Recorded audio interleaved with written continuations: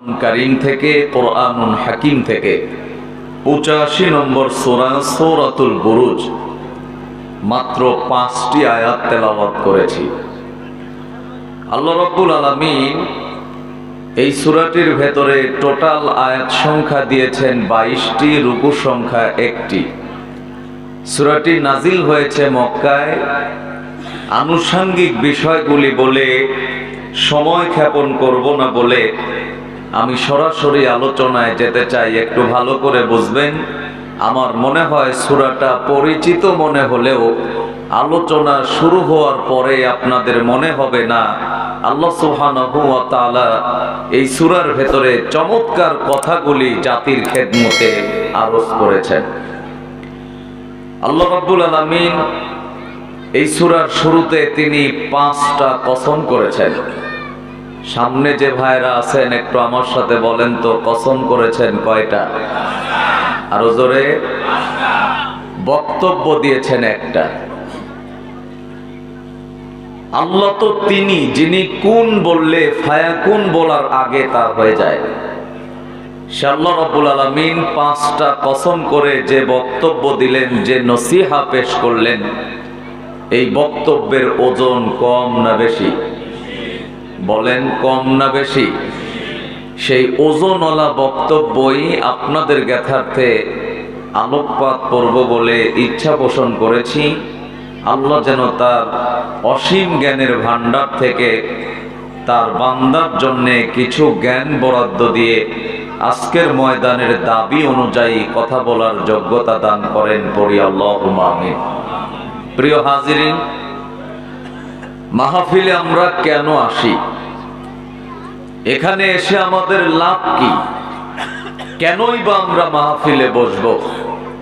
এই ব্যাপার নিয়ে আমি কোরআনুল কারীম থেকে প্রায় 37টি পয়েন্ট কোট করতে সক্ষম হয়েছি, যে 37টি কারণে এ জাতিকে কোরআন শোনা লাগবে, কোরআনের ছাত্র হওয়া লাগবে। শুধু শুনলেই হবে না, বরং আমলিয়াত জিন্দেগিতে বাস্তবায়নও করা লাগবে।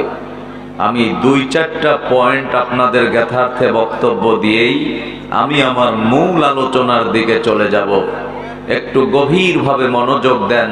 কোরআনুল কারীমের এই আয়োজনে আমরা যারা আসলাম আর বসলাম, আল্লাহর কাছে আমাদের পাওয়ার আছে না নাই? যদি প্রশ্ন করেন কোরআন তোমার আলোচনা শুনে লাভ কি, কেনই বা তোমার আলোচনা শুনবো, জবাব কোরআনে আছে না নাই? আল্লাহ রাব্বুল আলামিন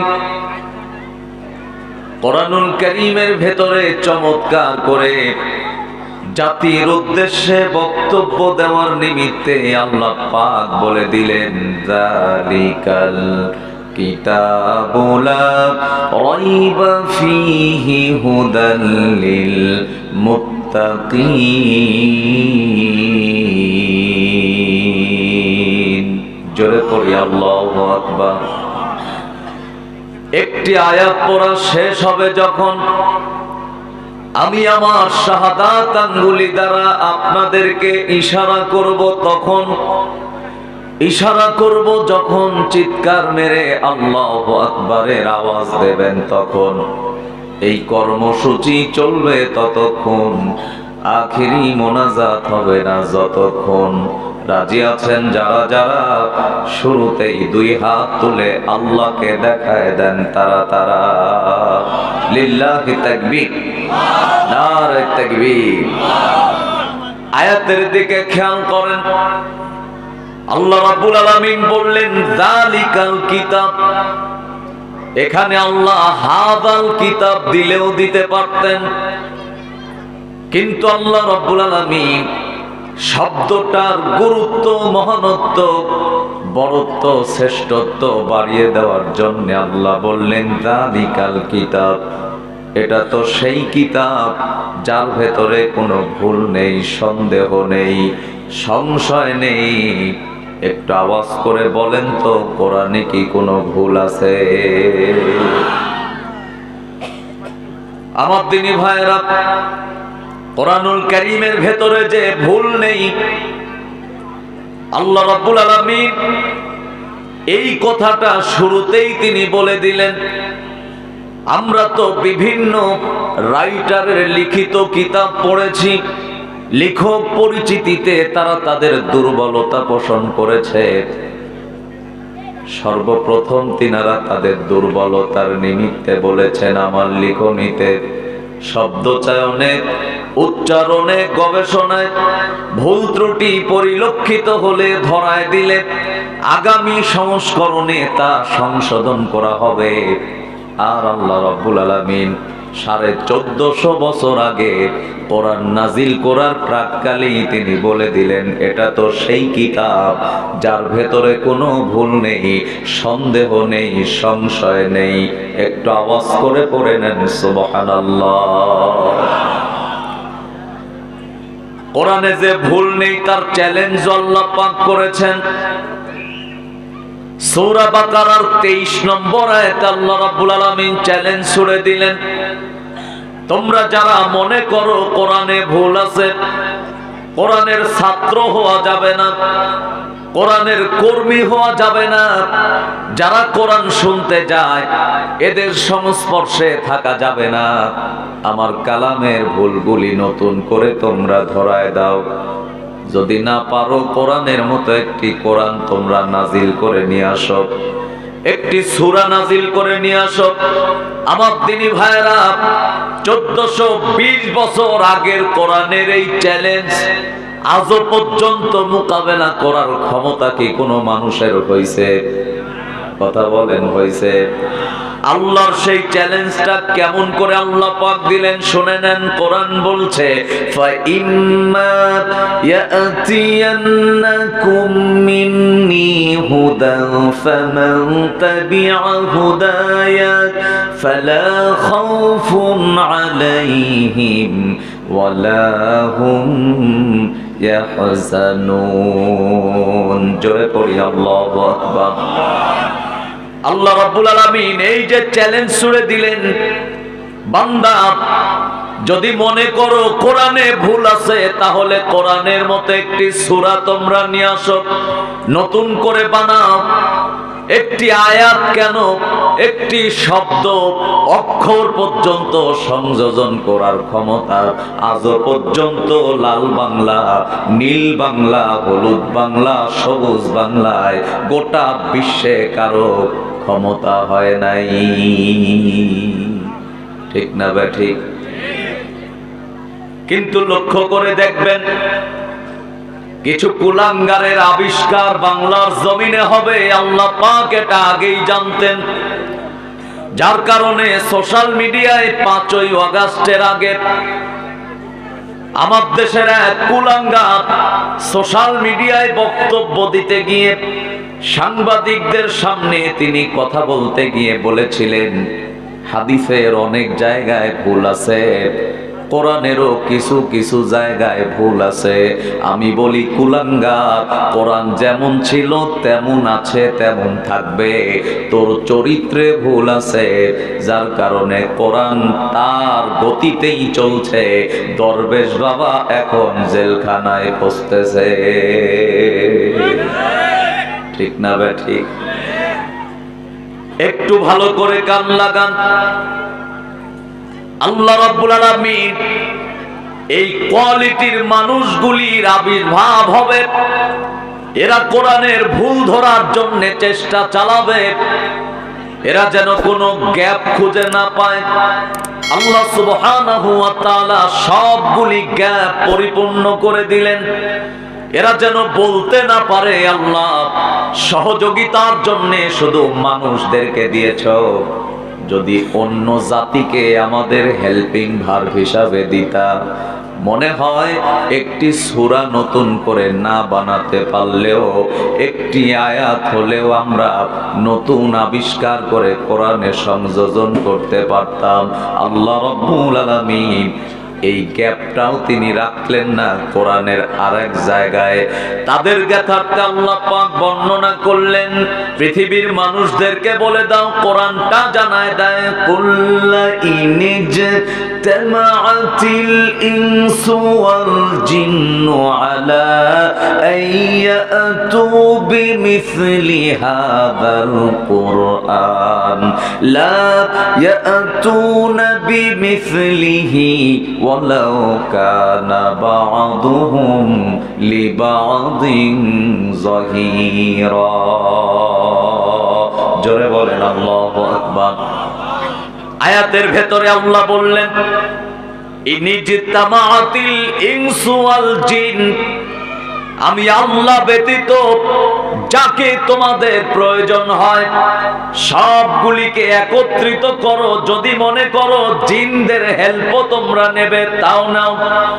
আল্লাহ রাব্বুল আলামিন গ্যাপ না রেখে তিনি সবগুলির হেল্পের পরে বললেন রাতের পর রাত গবেষণা চালাও, দিনের পর দিন গবেষণা চালাও, মাসের পর মাস গবেষণা চালাও, বছরের পর বছর গবেষণা চালাও, যুগের পর যুগ গবেষণা চালাও। আমার কালাম তো দূরের কথা, একটি শব্দ তো দূরের কথা, একটি অক্ষরের পরিবর্তন করার ক্ষমতা হবে না।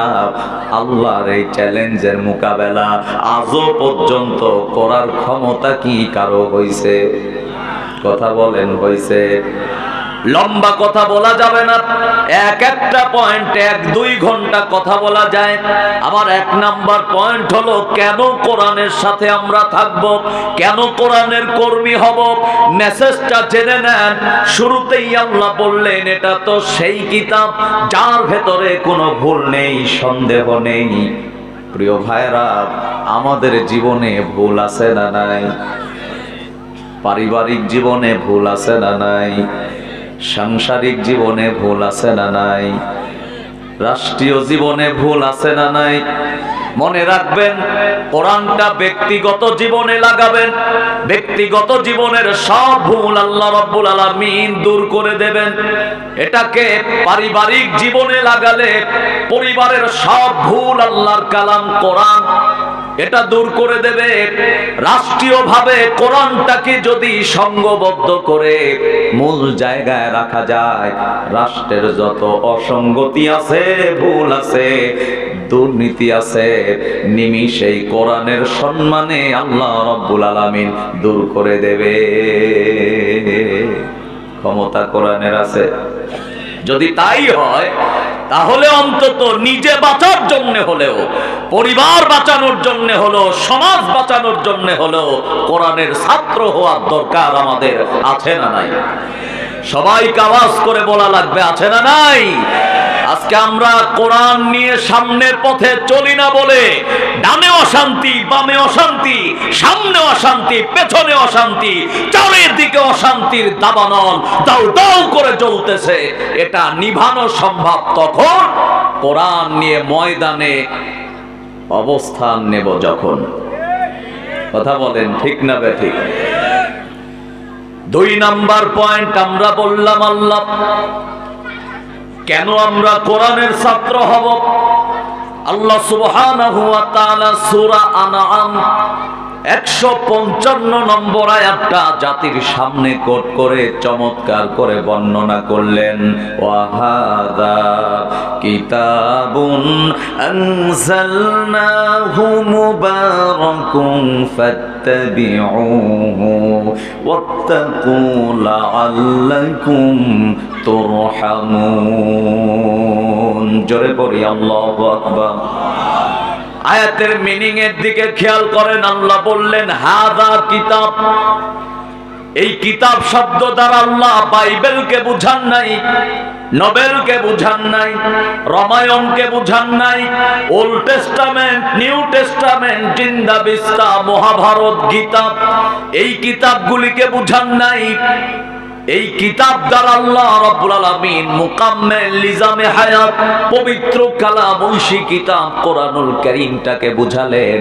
আর বললেন জাতির সামনে বলে দাও আনজালনা, এটা আমি আল্লাহ নাজিল করেছি। কোরআন যিনি নাজিল করেছেন, জবান থাকলে একটু আওয়াজ করে বলেন না তিনি কে? আরো জোরে বলা লাগবে, তিনি কে? সে আল্লাহই তো বললেন আনজালনা, এটা আমি আল্লাহ নাজিল করেছি এমনি এমনি না, মুবারাকান, বান্দা বান্দীদের সৌভাগ্যের চাবিকাঠি করে, ভাগ্য বদলানোর চাবিকাঠি করে। বান্দা অন্ধকারে আছো, আমার কোরআনের ছাত্র হয়ে যাও, আমি তোমাদেরকে আলোর পথ দেখাবো। বান্দা অশান্তিতে আছো, আমার কালাম কোরআনের ছাত্র হয়ে যাও, শান্তি ফিরায় দেব। বান্দা ঘুণে ধরা সমাজ নিয়ে টেনশনে আছো, আমার কোরআনের ছাত্র হও, আমি তোমাদের টেনশন দূর করে দেব। বান্দারে জাহান্নামের রাস্তায় চলে যাও, আমার কালাম কোরআনের ছাত্র হও, আমি তোমাদেরকে জান্নাতের রাস্তা দেখায় দেব। কারণ আনজালনাহু মুবারাকান, আল্লাহ পাক সৌভাগ্যের চাবিকাঠি করে বান্দাদের জন্য কোরআনটা নাজিল করলেন। আর বললেন এই কোরআনের ছাত্র হলে এটাকে অনুসরণ করলে, এটাকে পড়লে, মানলে, আমলিয়াত জিন্দেগিতে বাস্তবায়ন করলে, আল্লাহ বললেন তৎক্ষণাৎ আমি তোমাদেরকে নেব ইসলাম নামক গাড়ি, আর সেই গাড়িতে যাত্রী করে নেব সরাসরি জান্নাতের বাড়ি। কোরআনের ছাত্র হওয়ার দরকার আছে। আল্লাহ বললেন শুধু তাই না, যখন তোমরা আমার কালাম কোরআনের ছাত্র হবে, আসমান আর জমিনের যত রহমত আর বরকতের দরজা আছে আমি আল্লাহ পাক উন্মুক্ত করে দেব। রহমত আর বরকতের দরকার আমাদের আছে না নাই? কথা বলেন, না আছে না নাই? প্রিয় ভাইরা আমার, কেন আছে একটু ভালো করে এই পয়েন্ট থেকে জেনে নেন। আমার সামনে যারা আছে, মহিলা প্যান্ডেলে যে সমস্ত মা বোন আছেন, মাইকের আওয়াজ যতদূর পর্যন্ত যাচ্ছে, নিজের দিকে তাকায় বলেন গুনাহ করি নাই এমন কোন বান্দা বান্দি আকাশের নিচে জমি সিদ্দিকী যার জীবনের কোনো গুনাহ নাই? একটু নাউজুবিল্লাহ বলেন। ওই দিন কিশোরগঞ্জের করগা মাহফিল শেষ করে গাড়িতে এসে একটু ফেসবুকে ঢুকে দেখি ব্যক্তিটি অহংকার করে কথা বলার নিমিত্তে বলছেন, মোল্লা মুয়াজ্জিন যখন হাত উঠায় বলে আল্লাহ আমার বাবাকে মাফ করে দাও, আমার মাকে মাফ করে দাও, আল্লাহ আমি গুনাহগার, গুনাহ করেছি, আমাকে মাফ করে দাও, আমি ওদের সাথে আমিন বলি না। কেন? হাতটা এইভাবে নিয়ে বুকে এইভাবে থাপড় দেয় আর বলে আমি জীবনে কোনো গুনাহই করি নাই। আমি আমার ড্রাইভারকে বললাম, দেখ রে, এ কথা তো বলতে পারে দুই কোয়ালিটির লোক, এক হলো ফেরেশতা আর দুই হলো শয়তান। তো মানুষ হিসাবে যেহেতু জন্মগ্রহণ করেছে, ওর তো আর ফেরেশতা হওয়ার সম্ভাবনা নাই। তো দ্বিতীয় সেকশন যেটা খোলা আছে, ব্যক্তিটা আসলে ওই দলের কর্মী হয়ে গেছে। কথা কন ঠিক না দেখি? সুতরাং এই নাস্তিকগুলি, এই জালেমগুলি বিগত 15 থেকে 17 বছর আমাদেরকে জ্বালায়া পুরায়া শেষ করে ফেলছে। এখন সময় আসছে নিজেদেরকে সংশোধন করা।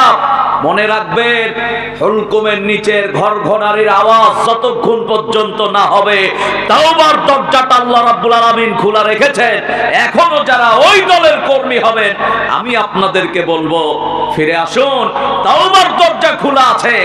যখন ঘরঘরানির আওয়াজ আসবে, ওই সময় আর ইচ্ছা করলেও তাওবা করে ফিরে আসার সুযোগ আল্লাহ আমাদেরকে দেবেন না। এজন্য নিজের গুনাহ আছে না নাই? কথা বলেন, না আছে না নাই? তাহলে রহমত আর বরকত এইটার জন্য আমাদের কি করা উচিত লক্ষ্য করেন। আল্লাহ রাব্বুল আলামিন সূরা আন-নাজিয়ার ভেতরে চমৎকার করে বললেন, ওয়া আম্মা মান খাফা মাকামা রাব্বিহি ওয়া নাহান নাফসা আনিল হাওয়া ফা ইন্নাল জান্নাতা হিয়াল মাওয়া। জোরে পড়ি আল্লাহু আকবার। এই আয়াতে আল্লাহ বললেন, বান্দা গুনাহ করেছো, আল্লাহর সামনে দাঁড়াতে হবে এই ভয়, এই টেনশনে, গুনাহ ছেড়ে দিয়ে মস্তক অবনত করে আমার কাছে তওবা করো। আমি আল্লাহ তোমার জীবনের গুনাহগুলি মাফ করে দেব। শুধু মাফই করব না, ফা ইন্নাল জান্নাতা হিয়াল মাওয়া, একটি জান্নাতের মালিক আমি আল্লাহ তোমাদেরকে বানায় দেব। জোরে পড়ি সুবহানাল্লাহ। ঘুম থেকে জাগ্রত হয়েছেন, আবারও ঘুমাতে যাবেন। যতটা ঘন্টা আজকে অতিবাহিত হয়েছে, ঘুমোতে যাওয়ার প্রাক্কালে বিছানায় মাথাটা দিয়ে আত্মসমালোচনা করেন। আর সারা দিনে নেকি করলাম কয়টা, গুনাহ করলাম কয়টা। আমার তো মনে হয় আমল আমাদের যতটা না, গুনাহ তার থেকে বেশি। কথা বলেন ঠিক কিনা? গুনার কথা স্মরণ করে আল্লাহর নিয়ামতের আশায়, গুনাহ মাপের প্রত্যাশায় তাওবা করার দরকার আছে না নাই? নবীজির আগের এবং পরের, পূর্বের এবং পরের কোনো গুনাহ ছিল না। রাসূলুল্লাহ প্রতিদিন তিনি ৭০ বার তওবা করেছেন। আর এক হাদিসে পড়লাম আল্লাহর নবী প্রতিদিন ১০০ বার তওবা করেছেন। আর আমাদের জীবনের গুনার অন্ত নাই। আমরা অকাপটে অহংকার করে বলি আমার কোনো গুনাহ নাই। আমার দিনী ভাইরা, মগজ দিয়ে বুঝেন, আল্লাহর সামনে দাঁড়াতে হবে, পার পাওয়ার কোনো সুযোগ নাই। প্রত্যেকটা বান্দাকে আল্লাহর সামনে দাঁড়াতে হবে। এই জন্যে পার্থিব জীবনটাকে ভালো করার জন্যে আমার রাস্তা যদি বাঁকা হয়, রাস্তা সোজা করা লাগবে। চলার কোয়ালিটি যদি খারাপ হয়, চলার কোয়ালিটিটা ভালো করা লাগবে। আমার সঙ্গ যদি খারাপ হয়, বাদ দিয়ে ভালো সঙ্গ ধরা লাগবে। জীবনের এই ৬০ বছরই শেষ না। ৬০ বছরের পরে অনন্ত কাল আল্লাহ রাব্বুল আলামিন যেই জায়গাটা রেখেছেন, ওই জায়গায় ভালো থাকতে গেলে তাওবার দরকার আছে না নাই? আল্লাহ যে কবুল করবেন এরও নজির আছে। আমি এই আয়াতগুলি নিয়ে তাফসীর পড়ার জন্য যখন বসে গেলাম, মজার একটা তথ্য পেয়ে গেলাম। কান লাগান। আমিরুল মুমিনিন, খলিফাতুল মুসলিমিন হযরত ওমরের খেলাফতের সময় একজন যুবক অত্যন্ত পরহেজগার। ফজর সালাতের আযান যখন হয়, মুয়াজ্জিন আযান দিলে যুবকটা আর বিছানায় পিঠ লাগিয়ে থাকেন না। যুবকটা উঠে যায়, ঠান্ডা পানি দিয়ে ওযু করে যায় নামাজের মুসাল্লায় দাঁড়িয়ে আল্লাহু আকবার তাকবীরে তাহরিমা বাদের সূরা ফাতিহা শুরু হয়ে যায়। আল্লাহ বললেন, বান্দা বান্দি যখন সূরা ফাতিহার তেলাওয়াত শুরু করে, আসমান আর জমিনের কোনো পর্দা থাকে না, বরং বান্দা আর বান্দিগুলি ডাইরেক্ট আমি আল্লাহর সাথে কথা বলা শুরু করে দেয়। ভাইরা আমার, এই পরহেজগার যুবকটা তিনি ৫ ওয়াক্ত সালাত আদায় করেছেন। এমনকি তিনি তাহাজ্জুদের সালাত পর্যন্ত কাজা করেন নাই। শয়তানের প্ররোচনায় একটি বড় গুনার কাজে তিনি নিমজ্জিত হয়ে গেলেন, ওয়াসওয়াসায় পড়ে। ভাইরা আমার, গুনার কথা যখন তার স্মরণ হয়েছে, আল্লাহর গোলামটা সেন্সলেস হয়ে গেছে। একটু পরে তার সেন্স আবার ফিরে এসেছে। গোলামটার মগজে কোরআনুল কারীমের এই আয়াতটা আসছে, ওয়া আম্মা মান খাফা মাকামা রাব্বিহি ওয়া নাহান নাফসা আনিল হাওয়া। সঙ্গে সঙ্গে যুবকটা আবারও সেন্সলেস হয়ে গেলেন। ওই যে সেন্স হারালেন, পৃথিবীর সফর শেষ করে পরলৌকিক জীবনে গমন করেছেন। ইন্না লিল্লাহি ওয়া ইন্না ইলাইহি রাজিউন। খবর চলে গেল হযরত ওমরের কাছে। তিনি চলে আসলেন, তাকে গোসল করানো হলো, কাফন করানো হলো, কবরস্থ করে হযরত ওমর কবরের পাশে দাঁড়ায়া অনুসারীদেরকে ডেকে বললেন, আমার অনুসারীরা জেনে নাও, পৃথিবীর জমিনে জান্নাতি কোনো ব্যক্তির কবর যদি দেখতে চাও, এই মুহূর্তে এই কবরের দিকে তাকাও। আমি ওমর বলতেছি, এই কবরে যিনি ঘুমিয়ে আছেন তিনি আল্লাহর একজন জান্নাতি বান্দা। তাফসীরে দেখলাম মুফাসসির লিখেছেন, হযরত ওমর সেখানে আরো 2টা কথা বলেছেন। তিনি বললেন, এই কবরে যার লাশটা রয়েছে, এই লাশ না হয়ে যদি আমি ওমরের লাশটা কবরে থাকতো, আমি ওমরের জীবনটা ধন্য হয়ে যেত। অথচ 10 জন সাহাবী পৃথিবীর জমিনে জান্নাতের সার্টিফিকেট পেয়েছে।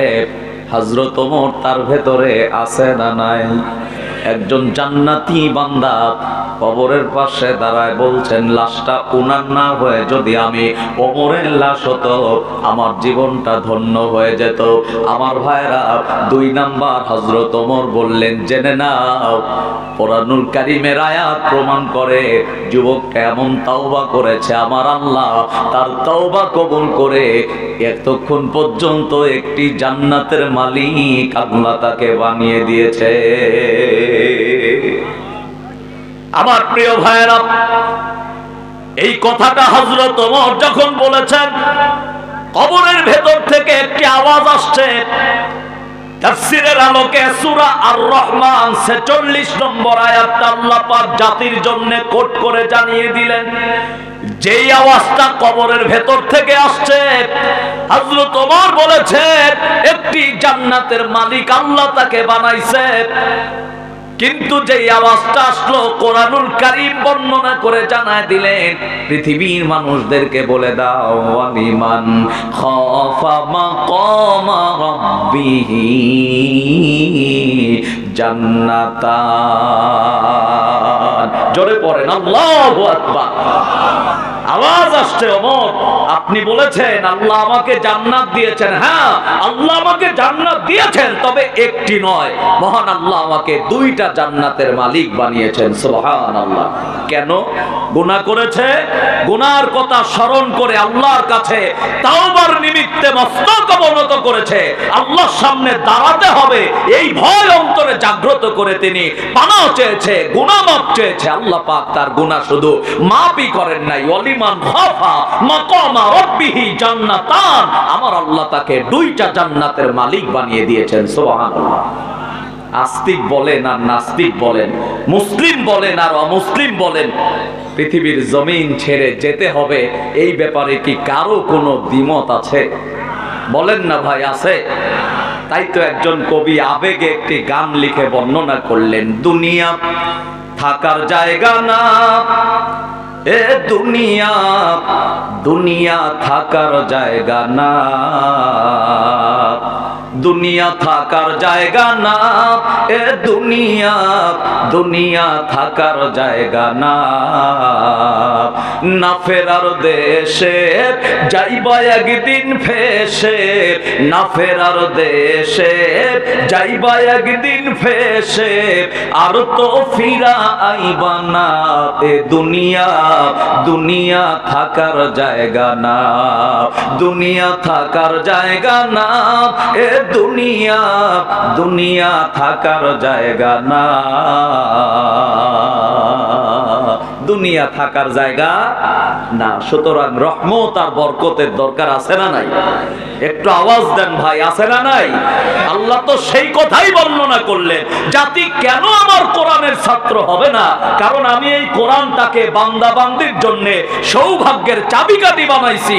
ওরা বাজারে সময় কাটাবে কিন্তু কোরআনের এই ছায়াতলে আসবে না। কিয়ামতে তারা কোরআনের সংস্পর্শে থাকতে চাইবে, আল্লাহ তাদেরকে রাখবেন না। ঠিক না বেঠিক? তাহলে কোরআনের কাছে আসার দরকার আছে? ও ভাই, আছে? সম্মানিত দ্বীনি ভাইয়েরা আমার, লক্ষ্য করেন 3 নাম্বার পয়েন্ট, কেন আমরা কোরআনের কাছে আসবো আর কোরআনের ছাত্র হব।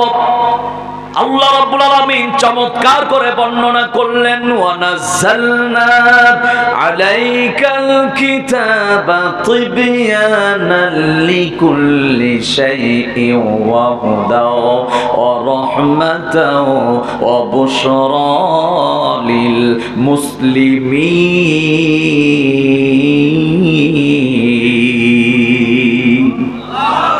আল্লাহ রাব্বুল আলামিন এখানে বললেন, যারা এই কোরআনের ছাত্র হবে আল্লাহ তাদেরকে হেদায়েত দান করবেন। কথা কার?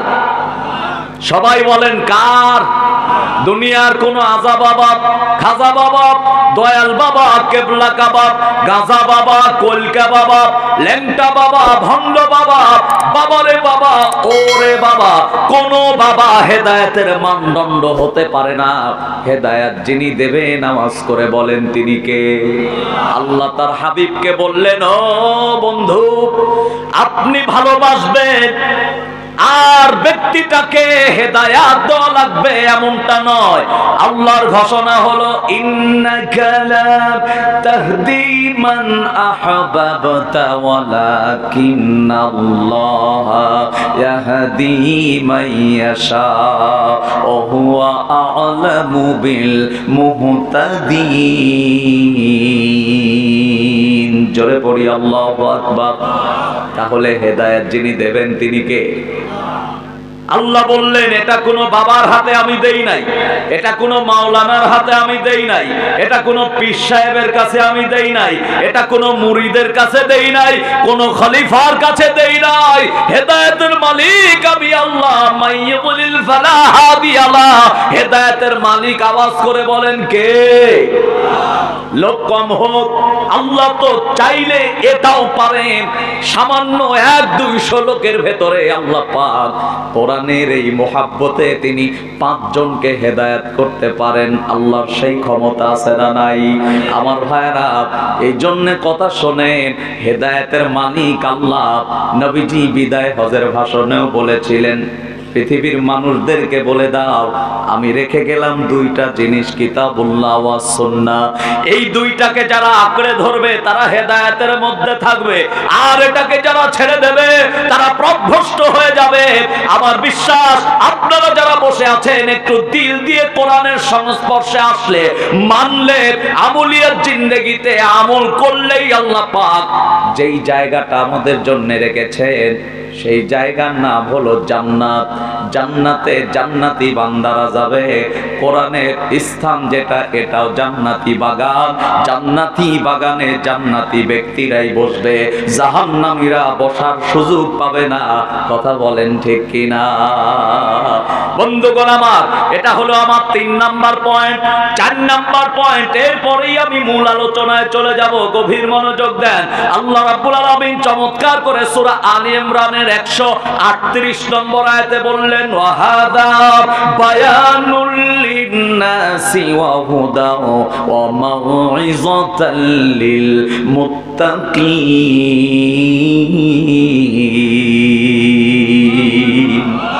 আল্লাহ বললেন যেখানেই কথা হবে কোরআন দিয়েই কথা হবে, যেখানেই নসিহত পেশ করা হবে জাতির কাছে সেখানে কোরআন দিয়েই করা লাগবে। কারণ এটা হলো হেদায়েতের কিতাব, এটা হলো নসিহতের কিতাব। যখন তোমরা কোরআন দিয়ে জাতির সামনে বক্তব্য উপস্থাপন করবে, আল্লাহ রাব্বুল আলামিন বান্দাদের চরিত্রের পরিবর্তন করে দেবে। আগে যারা জাহান্নামের রাস্তায় ছিল, কোরআন শোনার পরে তাদের দিলটা নরম হয়ে আল্লাহর রাস্তায় তারা ফিরে আসবে। এটা সম্ভব শুধুমাত্র কোরআন এন্ড সুন্নাহয়। কথা কোন ঠিক না বেঠিক? আর দেরি নয়, তাহলে আমরা সেই কোরআন শোনার জন্যই এখানে এসেছি। আমি কোরআনুল কারীমের 85 নম্বর সূরাটাই আপনাদের সামনে তেলাওয়াত করেছি। আমার দ্বীনি ভাইরা, এক এক করে সেই তথ্যগুলি আমরা জেনে নেই। সূরা বুরুজের সর্বপ্রথম আল্লাহ রাব্বুল আলামিন বললেন, ওয়াস-সামা। আল্লাহু আকবার। সামা শব্দের অর্থ কি বলেন? কি? আমি যদি আপনাদেরকে বলি আসমান সৃষ্টি করেছেন কে, এটা যে আপনারা বলবেন।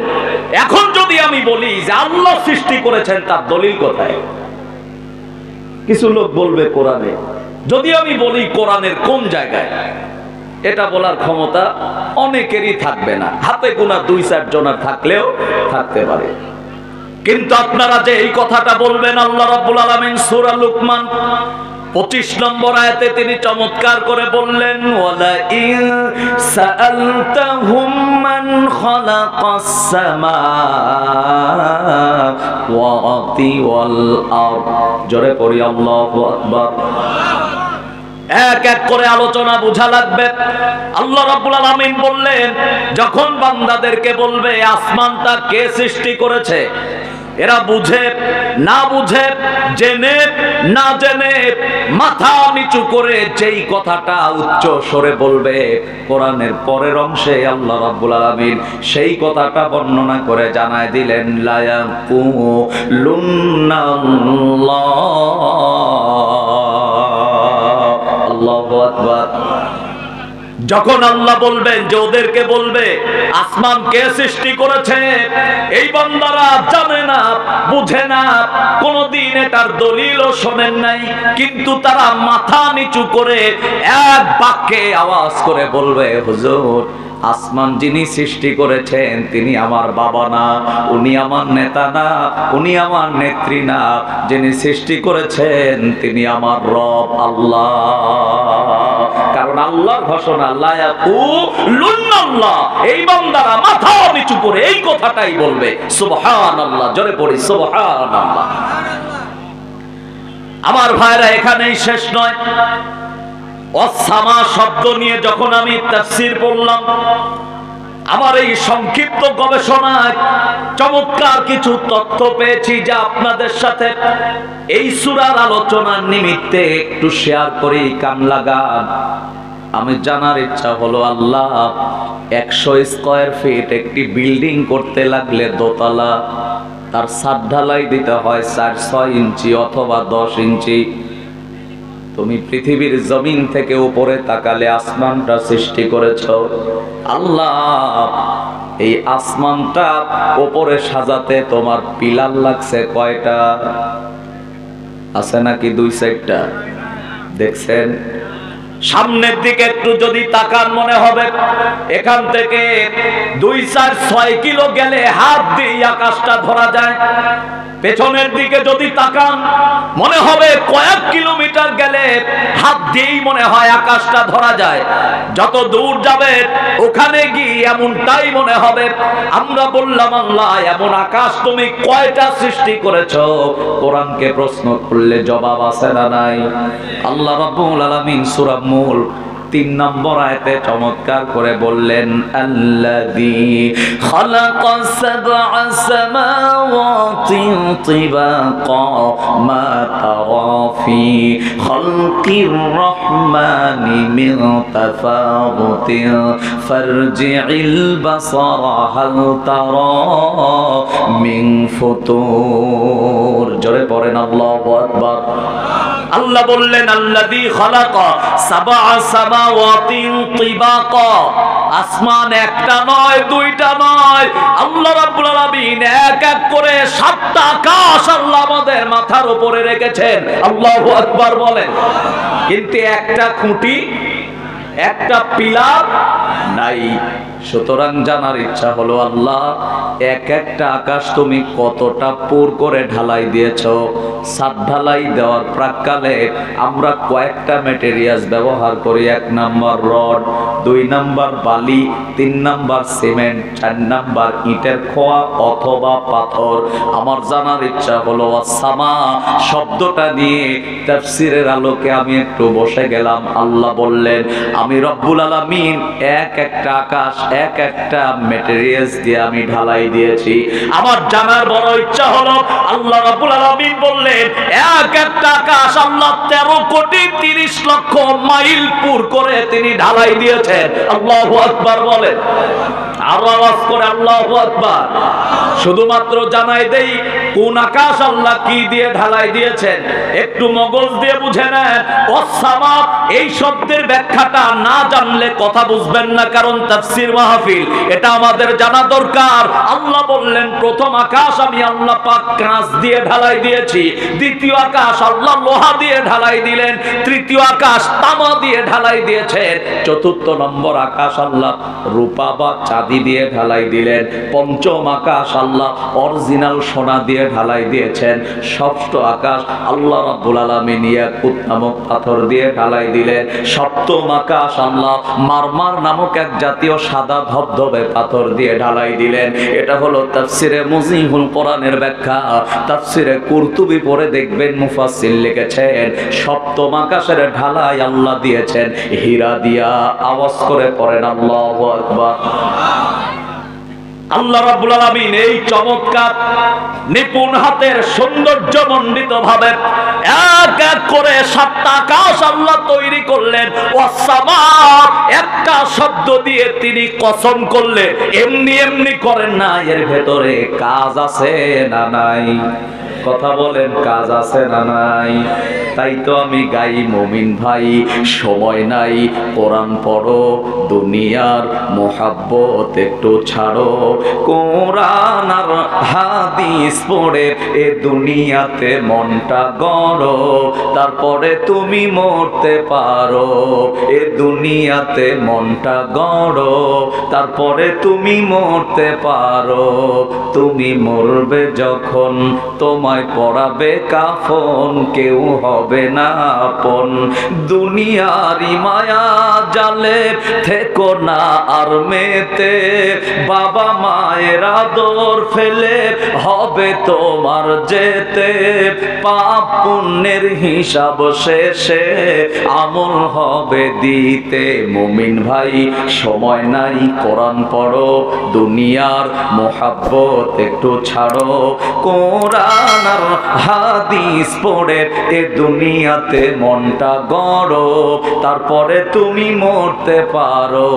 এ দুনিয়াতে মনটা গড়ো, তারপরে তুমি মরতে পারো। কথা বলেন ঠিক না ব্যাঠিক? কোরআন পড়ার দরকার আছে। আল্লাহ যেন কয়টা, একটু আমার সাথে কথা বলেন, কসম কয়টা? আর একটু সামনে গেলে যেই নসিহাতটা পাবেন তা হলো 5ই আগস্টে লেডি ফেরাউন যেভাবে বিদায় নিয়েছে ওই ইতিহাস, আর এই ইতিহাস একেবারে খাপের খাপ মুমতাজের বাপ। মিলে যাওয়ার পরেই বুঝবেন কতটা লোকসান আর কতটা লাভ। একটু আমাকে সময় দেন, দেখেন না কি চমৎকার আলোচনা আল্লাহ রাব্বুল আলামিন এই সূরার শুরুতে তিনি দান করেছেন। প্রিয় হাজিরিন, 2 নাম্বার বুরুজ। আল্লাহ বললেন প্রকাশ্য অপ্রকাশ্য 12টা বুরুজের কসম। আজও পর্যন্ত বিজ্ঞান তার গবেষণা চালিয়ে মাত্র 2টা বুরুজের সন্ধান করতে পেরেছে, বাকি 10টার সন্ধান আজও পর্যন্ত পায় নাই। আপনারা কি মনে করেন আল্লাহ এমনি এমনি কসম করেছেন? না, এর ভেতরে কারণ আছে। 3 নম্বরে আল্লাহ রাব্বুল আলামিন কসম করলেন ওয়াল ইয়াউমিল মাউউদ, বিচার দিবসের কসম। আছে না বিচার দিবস আমাদের সামনে? বলেন না আছে না নাই? বিচার দিবস আর পৃথিবী, মাঝখানে শুধু একটি পর্দা, যেটার আরবি হলো বরসাত, বাংলায় আমরা চিনি কবর বলে। এখানে যাব না এমন কোন মানুষ। কবরটা ভালো জায়গা না খারাপ জায়গা? পার্থিব জগতে আপনার আমল যদি হয় ভালো, কবরটা আপনার জন্য ভালো। আর পার্থিব জগতে আপনার আমল যদি হয় খারাপ, নমরুদের মতো আর ফেরাউনের মতো, আবু জেহেলের মতো, বলি এক কোরিয়ার এক শেখ হাসিনার মতো, কবর কি জায়গা? মাইন্ড করার সুযোগ নাই, গভীর ভাবে ভালো করে বুঝে নেন আমার দিনী ভাইরা। আল্লাহ বললেন কবরটা আমলের ভিত্তিতে ভালো আর খারাপ এটা বিবেচনায় আসবে। তাই তো আমার দেশের একজন গীতিকার তিনি চমৎকার করে গান লিখে জানায় দিলেন, 6 দিন পরে নখ খসে যাবে, 9 দিন পরে চুল। 6 দিন পরে নখ খসে যাবে, 9 দিন পরে চুল। কবর গৃহের সামান নিতে কইর না কেউ ভুল, কবর জায়গা ভালো নয়, কবর জায়গা ভালো নয়, কবর জায়গা ভালো নয়। আমল দিয়ে কবর গৃহ সাজিয়ে নিতে হয়, ঠিক না ব্যাঠিক? 17 দিন পর পেট ফেটে যাবে, পোকার খাদ্য হবে। 60 দিন পরে গোশ থাকবে না, কঙ্কাল পরে রবে। 17 দিন পর পেট ফেটে যাবে, পোকার খাদ্য হবে। 60 দিন পরে গোশ থাকবে না, কঙ্কাল পরে রবে। 90 দিন পর হাড়গুলি সব, 90 দিন পর হাড়গুলি সব আলাদা হয়ে রয়। কবর জায়গা ভালো নয়, কবর জায়গা ভালো নয়, কবর জায়গা ভালো নয়। আমল দিয়ে কবর গৃহ সাজিয়ে নিতে হয়, কবর জায়গা ভালো নয়। আমল দিয়ে কবর গৃহ সাজিয়ে নিতে হয়। এই বিচার দিবস আমাদের সামনে, বলেন তো ভাই আছে না? যদি আমল ভালো হয় ডান হাতে পাবো, আমল যদি খারাপ হয় পিঠের সাথে ঝুলিয়ে দেওয়া হবে। মনে রাখবেন, আমল ভালো হলে আল্লাহ পাক শোয়ার জায়গাও ভালো রাখছেন, আমল ভালো হইলে খাবারও ভালো আছে। কোরআনের ভাষায় এদেরকে ভালো ভালো খাবার তো জান্নাতীদেরকে দেওয়াই হবে, তবে ফলের কথা বলতে গিয়ে আল্লাহ রাব্বুল আলামিন কোরআনে বলেছেন ফি সিদরিম মাখদুদ, আল্লাহ তাদেরকে কুল খাওয়াইবেন, মানে বড়ই খাওয়াবে। কি খাওয়াবে? নবীজি যখন এই বর্ণনা দিচ্ছেন, একজন সাহাবী এসে আল্লাহ রাসূলকে বললেন, ইয়া রাসূলুল্লাহ, জান্নাতের ভেতরে কি কষ্টদায়ক কিছু আছে? নবীজি বললেন না। সাহাবীটা বললেন, নবীজি, পার্থিব জীবনে যখন আমরা বড়ই তোলার জন্য, বড়ই উঠানোর জন্য, বড়ই পাড়ার জন্য হাতটা সামনের দিকে দিয়েছি, বড়ই পাইছি, তবে আমাদের চামড়ায় কাঁটার আঘাত লাগছে, ব্যথা পাইছি। এই কষ্টের গাছটা এখানে এই নামটা উল্লেখ না করলে কি হতো না? আল্লাহ নবী বললেন, তুমি কি দেখো নাই? আল্লাহ বলেছেন ফি সিদরিম মাখদুদ, কাঁটা বিহীন কুল তোমাদেরকে খাওয়াবে। সাহাবী বললেন, আমার প্রশ্ন আছে নবীজি, তাহলে যেখানে যেখানে কাঁটা আছে সেই জায়গাটার অবস্থান কি হবে? জানার দরকার আপনাদের আছে না নাই? আল্লাহ নবী বললেন, সাহাবী, যেখানে যেখানে কাঁটা আছে এটা ভ্যানিশ করে দেওয়া হবে, ওই স্থান থেকে আল্লাহ সুবহানাহু ওয়া তাআলা বড়ই বের করে তোমাদেরকে খাওয়াবে। সুবহানাল্লাহ। সম্মানিত বন্ধুগণ আমার, কান লাগান। আল্লাহ রাব্বুল আলামিন এই জন্য বললেন বিচার দিবসের কসম। কথা বলতে গেলে অনেক বিষয় আছে, তবে সময়ের সংকীর্ণতা আছে। আমি সামনের দিকে আগাই। এটা হলো 3 নাম্বার। 4 নাম্বার কসম আল্লাহ করলেন ওয়া শাহিদ, জুমার দিনের কসম। 5 নম্বরে বললেন ওয়া মাশহুদ, আরাফা দিবসের কসম। তাহলে কসম হলো কয়টা? আপনাদের মনোযোগ নাই, এদিকে তাকান। কসম হলো কয়টা? 1 নাম্বার ওয়াসামা, 7 আকাশের। 2 নাম্বার প্রকাশ্য অপ্রকাশ্য 12টা বুরুজের। 3 নাম্বার ওয়াল ইয়াউমিল মাউউদ, বিচার দিবসের। আর 4 নাম্বার ওয়াশাহিদ, জুমার দিনের। 5 নাম্বার ওয়া মাশহুদ, আরাফা দিবসের। এই 5টা কসম করে আমার আল্লাহ জাতির উদ্দেশ্যে যেই বক্তব্যটা ঘোষণা করলেন, আল্লাহ বললেন কুতিলা আসহাবুল উখদুদ,